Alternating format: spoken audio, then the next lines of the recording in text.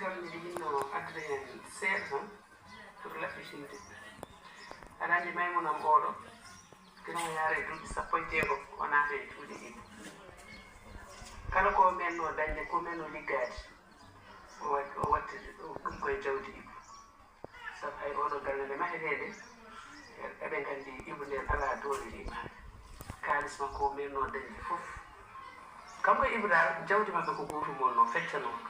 jawdi makko fof o wallitide ko Ibou yo ma oɗo galle eyyi ɗum noon mbiɗa yinno tan paama ɗum pour so gandam kam maymuna ko jogui hen ko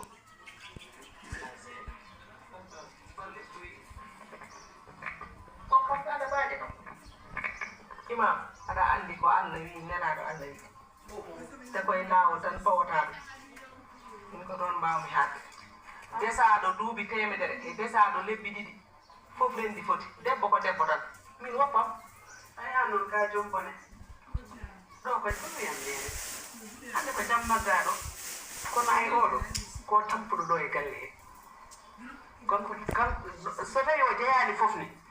ko ɓuuri hen hewde ko kam koye makko fayi ɗum kam mbaɗani men hakkille ma so tawi ittuma ɗo guila wuuro mon tan ko arde ɗo heɗa ɗon foɗodira e jawdi ila nanɗa tan haala